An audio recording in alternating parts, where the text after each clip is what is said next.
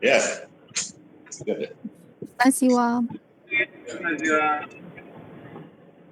Bună ziua! Bună ziua! Bună ziua! Bună ziua!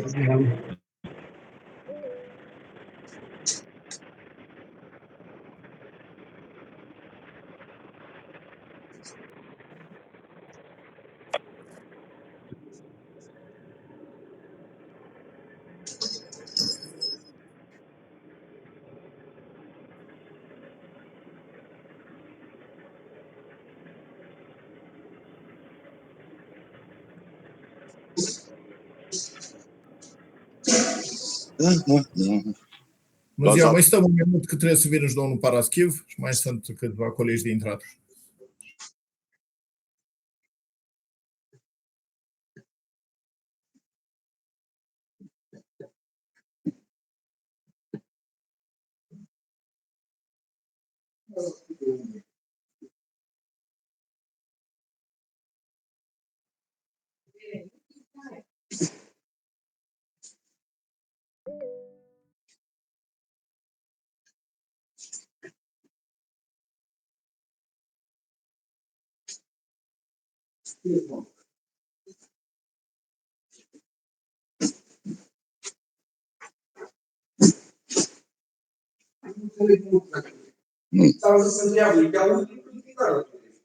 Dar ce dracu mă auzeți, văzut tu? O vedea.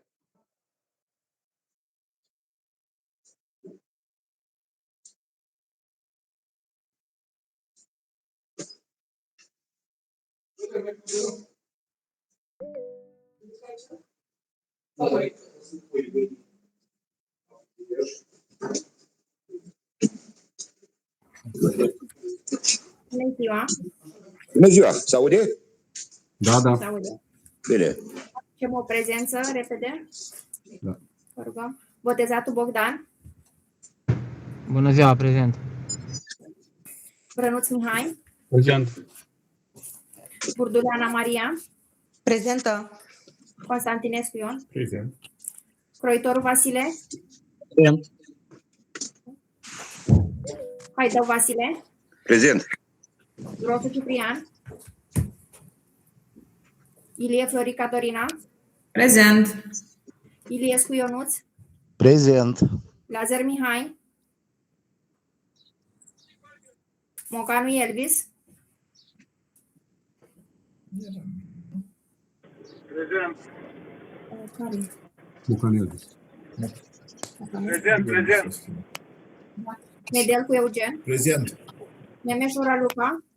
Prezent. Paraschiv Ștefan. Cât zici facem? Grosu Ciprian. Prezent. 24 așa suntem în plec. Ce eu fac? Apoi 5 ori și ceva 6. Lazar Mihai. Auzi, Știi că, ia uite, dacă nu vor să încă da, mergi cu noi, stăm acolo, mâncăm, ne plimbăm uleaci. Închideți, vă rugăm, microfoanele, că se aud tot felul de conversații. Domnule secretar, mă auziți acum? Lazar Mihai. Da, Prezent, da. da? Schimb Ștefan. Trebuie să ajung, intru și el acum pe ușă. Rados Maria. Prezentă. Mă temeam că nu mă strigați. Ba da, cum să nu, cu 14 voturi pentru. Prezent. Prezență, avem vorum.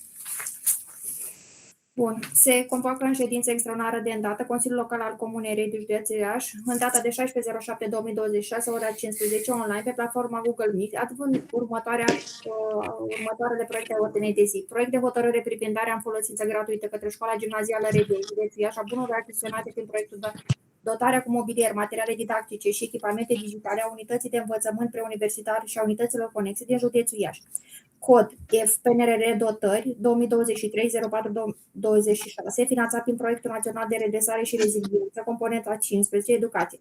Pentru perioada de implementare a proiectelor, prin contractul 22.272 de pe 26.05.2025 de furnizarea echipamentelor pentru dotarea laboratoarelor de informatică din unități de învățământ la nivel primar, gimnazial, liceal, unitate conexă, linie investițională I9, lot 3, echipamente IT, digitale, laborator informatică, cod proiect FPNRR, dotări 2023-04-2026. Aceasta este ordinea de zi. Un simplu proiect. Trecem la votul pentru ordinea de zi. Da, hai. Botezatul Bogdan, Pentru. Brănuț, Pentru. Burdulea, Pentru. Constantinescu Ion, Proitor Vasile, Pentru. Haidou Vasile, Pentru. Grosu Ciprian, Pentru. Ilie Florica Dorina, Pentru. Iliescu Ionuț, Pentru. Lazar Mihai,